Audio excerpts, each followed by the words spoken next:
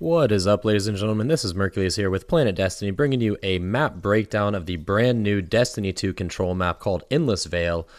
First things first, we're going to start with the characteristics. It is basically a diamond shape, and is a diamond shape 3-lane map. Now, the 3 defining lanes basically go between the initial Bravo and Alpha spawns. One of them goes up through B, one of them goes through mid, and then one of them goes down through Temple, which is that low area. There are also 3 intersecting lanes, which we're going to refer to from here on out as cross lanes. And again, they go from Temple to B through mid, and then on either side of the mid walls, basically.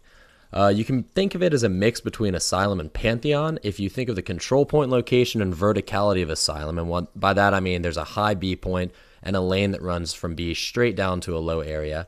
And then you could think of it with the extra middle across lanes of Pantheon, so those lanes that go kind of on either side of the middle group. As far as battle types, from what we've seen so far in the gameplay and just basic study of the map, it appears that most of the mid, and we'll call them shorter long-range engagements, are going to be taking place on the outside lane, basically leading from each spawn to the B point. There are a couple pieces of cover between the portal and bend in B, but they're small and spread apart, so longer range weapons like pulse rifles and scout rifles are kind of going to have the advantage here. If you're a skilled player with a shorter range weapon, you will probably be able to cross the distance between the cover points, but you're going to need to be smart about how you do it if you don't want to be picked off. Both of the initial spawn points themselves kind of favor shorter mid-range weapons like pulse rifles, but they do offer a ton of cover, so AR and hand cannon users will not be at that much of a disadvantage. In mid, short-range weapons are absolutely going to be king, but there are a ton of exit points that you can get through, so you can disengage should the need arise.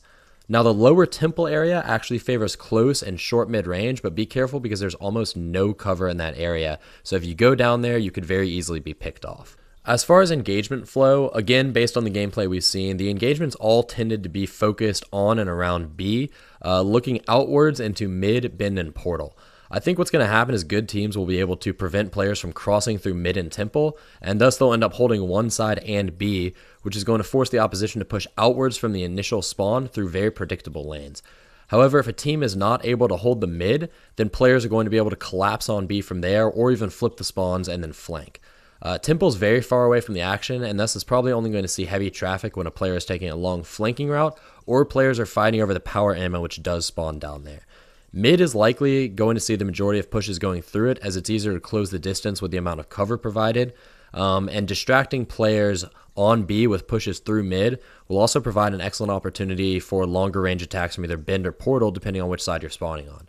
Although unlikely, I do foresee some teams attempting to hold down A and C, but that is a much longer line to defend, and it really runs the risk of being collapsed upon or getting individuals isolated, which I'm not going to recommend that strategy at all. Moving on to basic map knowledge, the map is symmetrical. Each spawn does have its own unique geometry, but besides that, it doesn't seem like either control point, Alpha or Charlie, seems to favor defenders on one side or the other.